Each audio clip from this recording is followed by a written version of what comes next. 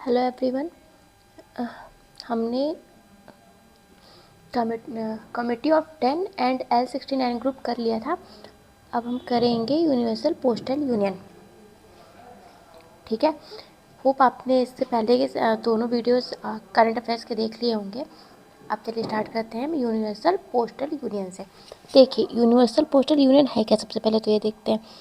पहले तो क्यों इम्पोर्टेंट है, बिकॉज ऑफ दैट कि 150वीं वर्षगांठ थी। देखिए जब किसी की 125वीं 25वीं 100वीं ऐसी वर्षगांठ होती है तो जनरली हो सकता है कि वो पूछ ले। वैसे इतना इम्पोर्टेंट है बट इसको हम सिंगल स्टार रेटिंग देंगे। ठीक है, एक मिनट। हाँ देखिए, उत्पत्ति कब हुई थी यूपीयू की, तो यह बर्न की संधि द्वारा 1874 में जनरल पोस्टल यूनियन के रूप में स्थापित हुआ था। ओके, यूपीयू अंतर्राष्ट्रीय दूरसंचार संघ यानी आईटीयू के बाद दूसरा सबसे पुराना अंतर्राष्ट्रीय संगठन है। ठीक है, आईटीयू 1865 में स्थापित हुआ था। ओके, यूपीयू की स्थापना के अवसर पर प्रतिवर्ष 9 अक्टूबर को विश्व डाक दिवस मनाया जाता है। ये ना 9 अक्टूबर विश्व डाक दिवस जो है ये स्टेट पीसीएस वालों के लिए। ठीक है, उनके में ये क्वेश्चन आने के 60% चांस है और यूपीएससी में ये क्वेश्चन आने के सिर्फ ये इतना पूछने के लिए सिर्फ 40% चांस है। ठीक, तो आपको ये पता होना चाहिए। वैसे विश्व डाक दिवस 9 अक्टूबर को मनाया जाता है। सदस्य देश इसके 192 देश हैं। भारत सबसे पुराना और सबसे सक्रिय सदस्यों में शामिल है। ठीक है, इससे रिलेटेड हम अदर फैक्ट्स देखते हैं। यूपीयू संयुक्त राष्ट्र की विशेष एजेंसी है। ठीक है, भारतीय डाक भी अपनी स्थापना की 170वीं वर्षगांठ मना रहा है। मतलब यूपीयू जो है वो ये भारतीय डाक के बाद में आया है, क्योंकि भारत की भारतीय डाक की इस बार कौन सी वर्षगांठ है, 170। ठीक है, भारतीय डाक जो है ना विश्व का सबसे बड़ा नेटवर्क है। अब ये यूपीएससी में ऐसा कुछ पूछ सकता है कि भारतीय डाक विश्व का सबसे बड़ा नेटवर्क है, नहीं है एनीथिंग एल्स। तो ये आपको ये इतना पता होना चाहिए। ठीक है, ये देख लीजिएगा। अब चलिए आगे चलते हैं। हो गया, यूपीयू के लिए इतना इम्पोर्टेंट था, मतलब इम्पोर्टेंट है बट इतना नहीं है ना, मतलब सिंगल स्टार रेटिंग वाला है। अब फाइव आइज अलायंस देखते हैं। ऑस्ट्रेलिया ने क्या किया है, अभी फाइव आइज अलायंस के एक गैर नागरिक निवासियों को अपने सैन्य बलों में स्थापित करने का निर्णय लिया है। ठीक है, इसलिए चर्चा में आया था, है ना।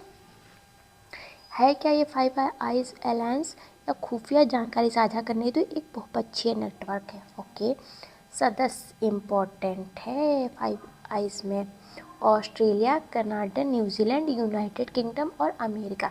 यूपीएससी वालों के लिए तो मोस्ट इम्पोर्टेंट है ना। ठीक है, प्रकृति क्या, ये साझेदार देश एक दूसरे के साथ व्यापक स्तर की खुफिया जानकारी साझा करते हैं। ठीक है, मतलब खुफिया जानकारी के लिए एक नेटवर्क है। या फाइव आइज देशों की गैर राजनीतिक खुफिया निगरानी, समीक्षा और सुरक्षा संस्थाओं के सहयोग का हिस्सा है।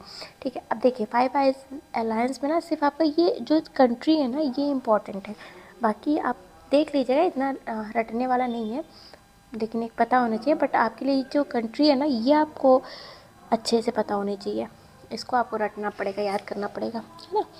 चलिए आगे चलते हैं। विश्व सूचना समाज शिखर सम्मेलन कोई ज़्यादा इम्पोर्टेंट नहीं है, बस देख लीजिए एक बार। चलिए देखते हैं।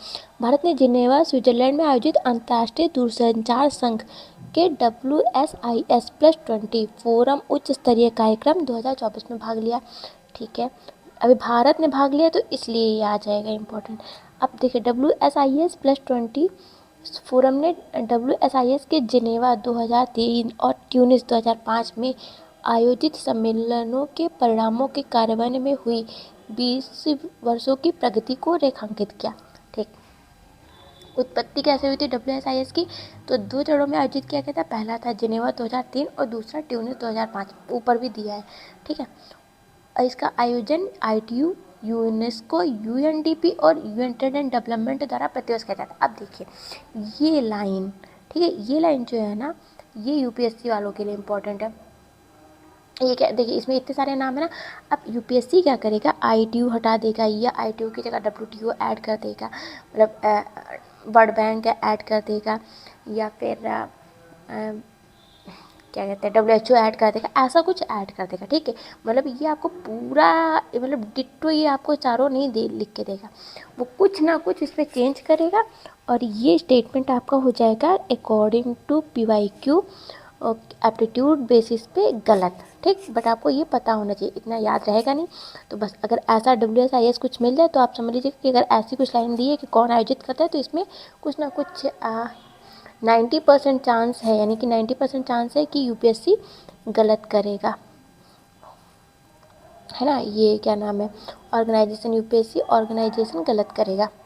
क्या करेगा? UPSC ऑर्गेनाइजेशन गलत करेगा। ठीक है, UPSC, एक मिनट, UPSC ऑर्गेनाइजेशन गलत करेगा। ठीक है, तो आपको इतना प्रेशर लेने की नीड नहीं है। गलत करेगा वैसे आपको पता होना चाहिए, कुछ ना कुछ करेगा, तो ये स्टेटमेंट हो जाएगा आपका गलत। बाकी इसका उद्देश्य आप देख लीजिएगा, ये उद्देश्य इंपॉर्टेंट है। ठीक है, चलिए, इतना नहीं याद हो पाता भाई, कोई नहीं, आगे चलते हैं। ओपेक प्लस या पेट्रोलियम निर्यातक देशों का संगठन। ठीक, हाँ, ओपेक ने क्या किया है कि अभी तेल उत्पादन में भारी कटौती को 2025 तक बढ़ाने पर सहमति व्यक्त की है। ओके, ओपेक और ओपेक का त्वरित अवलोकन, एक मिनट।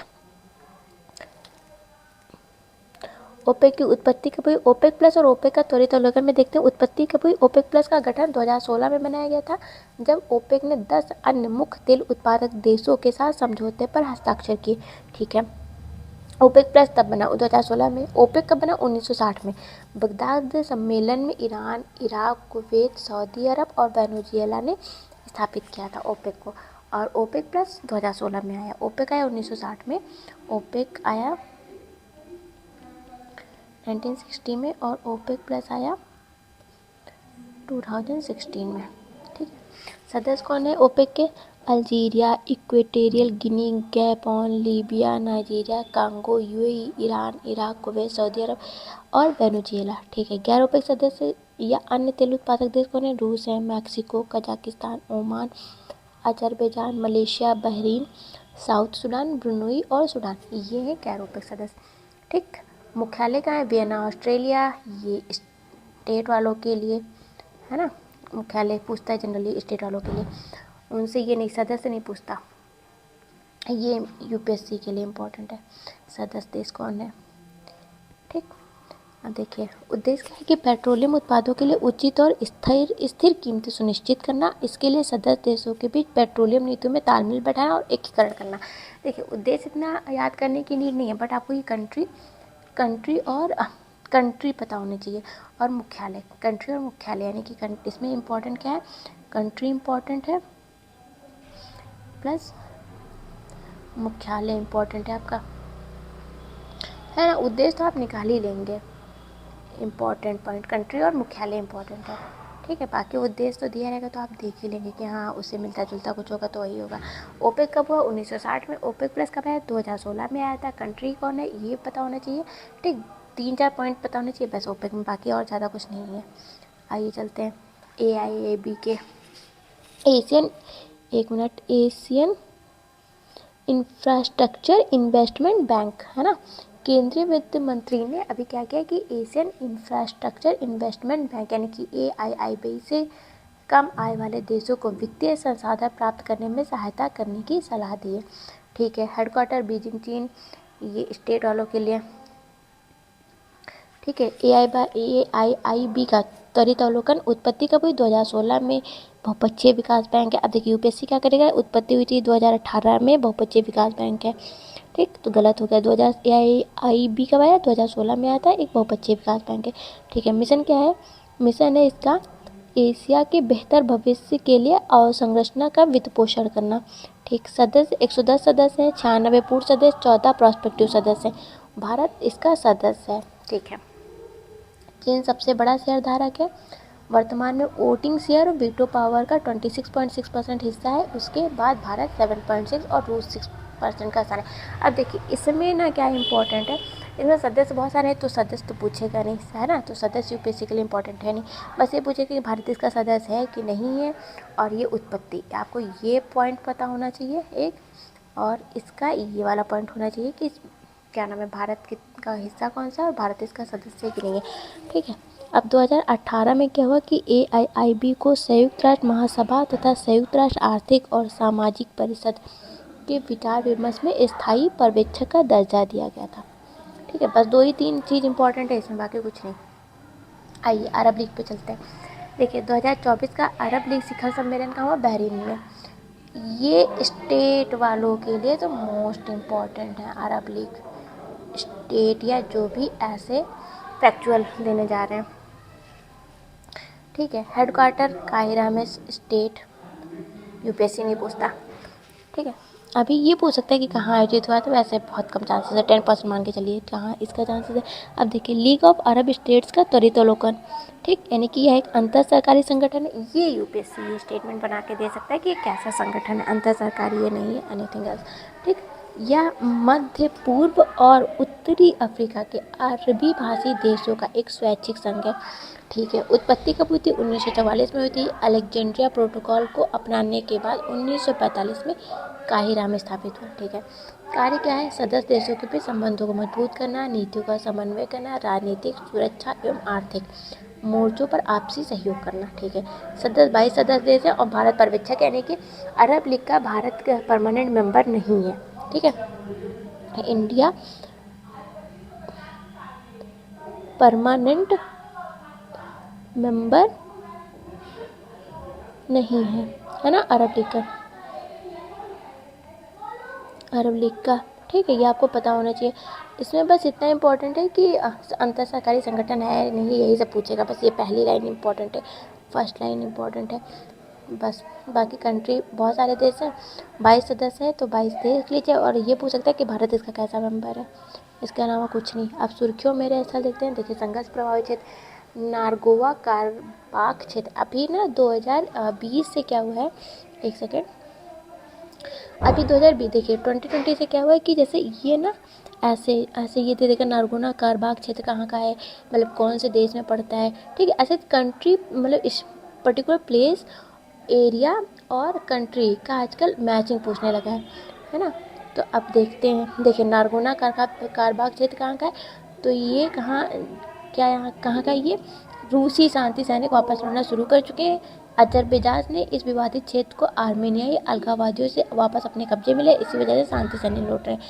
ये आर्सक कहते हैं इसको, आर्मेनियाई लोग इसे आर्सक कहते हैं। नारगोना कारबाग क्षेत्र को एक भू-आबद्ध देश है, इस पर आधिकारिक तौर पर अजरबैजान का कब्जा है। तो नारगोना कारबाग क्षेत्र कहाँ है? अजरबैजान में। जनरली या तो ये पूछेगा, ये नहीं पूछेगा, बस आपको एक ये पॉइंट पता होना चाहिए। ठीक है, और ये कोई होना चाहिए कि आर्मेनियाई लोग नारगोना कारबाग को आर्सक कहते हैं, और सेकेंड है कि अजरबैजान में है ये। ठीक है, अजरबैजान का कब्जा है इस पर, ये इतना पता होना चाहिए। ठीक, चलिए यूक्रेन पूछा था। यूक्रेन की राजधानी है कीव। स्टेट पीसेस वाले राजधानी जरूर पूछते हैं, लेकिन यूपीएससी में राजधानी बहुत कम आता है। देखिए संदर्भ, रूस ने यूक्रेन के स्नेक आइलैंड पर एक मिसाइल हमला किया। स्नेक आइलैंड कहाँ है? तो यूक्रेन में। इस स्नेक आइलैंड को जेमिनी आइलैंड के नाम से भी जाना जाता है, और यह काला सागर में स्थित है। मैपिंग देख लीजिएगा भाई, मैप मोस्ट इम्पॉर्टेंट। भौगोलिक अवस्थी, पूर्वी यूरोप सीमावर्ती देश, उत्तर में बेलारूस, पूर्व में रूस, दक्षिण पश्चिम में मोल्डोवा और रोमानिया तथा पश्चिम में हंगरी, स्लोवाकिया, पोलैंड अवस्थित है। ये इंपॉर्टेंट है, ये लाइन मोस्ट इम्पॉर्टेंट है। और यूक्रेन कहाँ है? तो पूर्वी यूरोप में। जल निकाय अजोव सागर और काला सागर यूक्रेन के दक्षिण में स्थित है। मैपिंग, ठीक है। नॉर्ड स्ट्रीम, देखिए नॉर्ड स्ट्रीम का है। नॉर्ड स्ट्रीम के संदर्भ में इस नए अध्ययन से पता चला कि विस्फोटों के कारण नॉर्ड स्ट्रीम पाइपलाइनों को नुकसान पहुंचने के बाद बाल्टिक सागर में हजारों टन मीथेन घुल गई। ठीक है, इसमें अपतटीय पाइपलाइनों नॉर्ड स्ट्रीम 1 और 2 का एक नेटवर्क शामिल है। इसके जरिए रूस से उत्तरी जर्मनी तथा प्राकृतिक गैस की आपूर्ति की जाती है। ठीक, मैप देख लीजिएगा। मैप इसमें बहुत इंपॉर्टेंट है, आपको ये कुछ पता हो ना हो, बस मैप आपको पता होना चाहिए। ठीक है, मैप कुरुक्षेत्र कहाँ पे? कुरुक्षेत्र कहाँ? रसिया में पड़ता है। ठीक है, तो कुरुक्षेत्र में क्या है कि रूस ने कुरुक्षेत्र में आपातकाल की घोषणा की है। ये पूछेगा कि कुरुक्ष कहाँ, किस क्षेत्र में, मतलब कहाँ पे है, बस उसके सामने कंट्री दे देगा। यह पूर्वी यूरोपीय मैदान के मध्य भाग में स्थित है और इसकी सीमा यूक्रेन से लगती है, कुरुक्ष से। ठीक है, नदी बेसिन क्या है? नीपर और डॉन नदियों की बेसिन इस क्षेत्र में स्थित है। इसके अलावा सशस्त्र लड़ाकों ने रूस के दक्षिणी रिपब्लिक ऑफ दागिस्तान में हमला किया। ठीक है, ये हो गया। मैप देख के जाइएगा, रट के जाइएगा। जब से मैं आपको IR पढ़ा रही हूँ तब से मैं आप बार बार बोल रही हूँ कि आपको मैप अच्छे से पता होना चाहिए, है ना। मैं जब क्वेश्चन आंसर सॉल्व करवा रही थी मैं तब भी यही चीज़ बोल रही थी। चलिए, लेबनान की राजधानी क्या है? बेरूत। स्टेट पे से सॉल्व के लिए, स्टेट के लिए ये राजधानी पता होनी चाहिए। ठीक, संदर्भ, इजराइल ने लेबनान के दक्षिण हिस्से में और अधिक सैनिक तैनात करके हिजबुल्लाह के खिलाफ अपना संघर्ष तीव्र कर दिया। ठीक है, अवस्थित कहाँ है लेबनान? तो भूमध्य सागर के पूर्वी तट के साथ एक सक्रिय पट्टी के रूप में अवस्थित है, और यह पश्चिमी एशिया के उत्तरी अरब प्रायद्वीप में स्थित एक छोटा सा देश है। सीमावर्ती देश, उत्तर व उत्तर पूर्व में सीरिया और दक्षिण में इसराइल है। समुद्री सीमा साइप्रस से लगती है। Important map. चलिए बाल्टिक सागर चलते हैं। 1 मिनट। बाल्टिक सागर में भी वही आपका मैप इम्पोर्टेंट है, देख लेते हैं। एक रिपोर्ट के अनुसार क्या भाई कि रूसी Su-24 बम वर्षक विमान ने सामरिक रूप से महत्वपूर्ण बाल्टिक सागर के गोटलैंड द्वीप के निकट स्वीडिश हवाई क्षेत्र का उल्लंघन किया। इसमें ना गोटलैंड द्वीप इम्पोर्टेंट है, ये आपको पता होना चाहिए।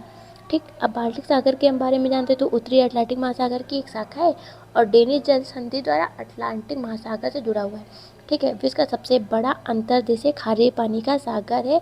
बड़ी मात्रा में नदी जल के मिलने के कारण इसमें लवणता का स्तर कम है ना। ये बाल्टिक सागर मैप इम्पॉर्टेंट है, ये आपको पता हो चाहे ना हो, ये पैराग्राफ पता हो ना हो कोई मतलब नहीं है, बट आपको मैप पता होना चाहिए, अच्छे से आपको मैप पता होना चाहिए। चलिए, तुर्की की राजधानी अंकारा। तुर्की ने क्या किया कि इराक और सीरिया में कुर्द आतंकवादियों के ठिकानों पर हमला कर दिया। ओके, भौगोलिक स्थिति कहाँ है तुर्की की?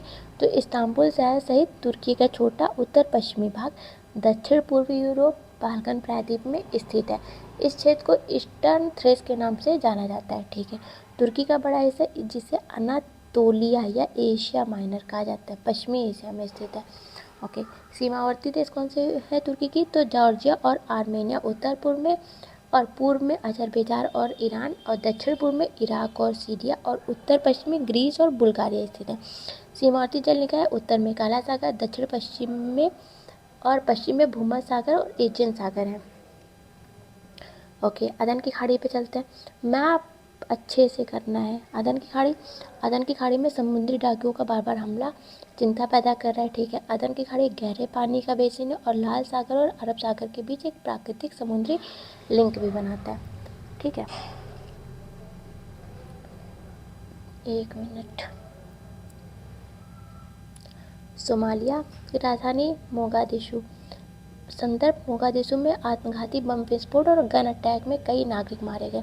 ये पूछेगा कि मोगादिशु, सोमालिया की राजधानी मोगादिशु है, ये स्टेट वालों के लिए इम्पोर्टेंट है। वैसे सोमालिया कुछ ना कुछ हर साल UPSC पूछता है सोमालिया के कुछ बारे में, तो कहीं कुछ ना दिखे ना सोमालिया दिखे तो आप वही टिक कर दीजिएगा। ठीक है, ये मैं आपको मतलब तुक्का वाले में बता रही हूँ कि जब कुछ ना आए तब। अवस्थिति हॉर्न ऑफ अफ्रीका का एक भाग है सोमालिया, तो पता ही है, और अफ्रीका महाद्वीप का सबसे पूर्वी देश है। ठीक, ये लाइन आपको पता होनी चाहिए, इंपॉर्टेंट है। ठीक है, सीमावर्ती देश कौन से हैं? स्थलीय सीमा उत्तर पश्चिम में जिबूती से, पश्चिम में इथोपिया से और दक्षिण पश्चिम में केन्या से लगती है। ठीक है, सीमावर्ती जल निकाय अदन की खाड़ी और हिंद महासागर। Map important. अब मूसा द्वीप, विवादित अबू मूसा द्वीप और दो अन्य द्वीपों जैसे ग्रेटर टून्स एवं लेजर टून्स पर ईरान की संप्रभुता पर सवाल उठाने वाले चीन व संयुक्त अरब अमीरात द्वारा बयान देने के कारण ईरान ने चीनी राजदूत को तलब किया। द्वीपों पर विवाद क्यों है कि ईरान और संयुक्त अरब अमीरात दोनों द्वारा किया जाता है दावा इस पर। हालांकि 1971 से इन पर ईरान का अधिकार नहीं। अबू मूसा द्वीप का 1971 से ईरान का अधिकार है। ठीक है, सामरिक महत्व क्या है? हॉर्मुज जलडमरू मध्य के निकट स्थित है अबू मूसा द्वीप, और हॉर्मुज जलडमरू मध्य फारस की खाड़ी को ओमान की खाड़ी और अरब सागर से जोड़ता है। ओके, विश्व के कुल तेल व्यापार का लगभग 5वां हिस्सा हॉर्मुज जलडमरू मध्य से होकर गुजरता है। ठीक है, ये इम्पोर्टेंट है वैसे अबू मूसा द्वीप, अच्छे से पता होना चाहिए, मतलब याद कर लीजिएगा थोड़ा फोकस करके। सेनकाकू द्वीप समूह, एक सेकंड। सेनकाकू द्वीप समूह क्यों इम्पोर्टेंट है? जापान और अमेरिका ने एक संयुक्त बयान जारी किया जिसमें चीन द्वारा सेनकाकू द्वीप समूह की यथास्थिति में एक तरफा बदलाव के किसी भी प्रयास का विरोध किया गया। ठीक है, चीनी भाषा में इसे दिया ओयू द्वीप समूह कहा जाता है। सेनकाकू द्वीप पूर्वी चीन सागर में ओकिनावा द्वीप से लगभग 410 किलोमीटर पश्चिम में अवस्थित है। ठीक है, अब देखिए सेनकाकू द्वीप का मैप अच्छे से याद कर लीजिएगा। ठीक है, ये आपको पता होना चाहिए। चलिए, हम बाकी का जो न्यूज़ है ना, करंट अफेयर्स, हम नेक्स्ट वीडियो में करेंगे। तब तक इसको आप अच्छे से पढ़िए। ठीक है, अच्छे से रिवाइज करिए, याद करिए और चैनल को लाइक, शेयर एंड सब्सक्राइब करिए। Thank you.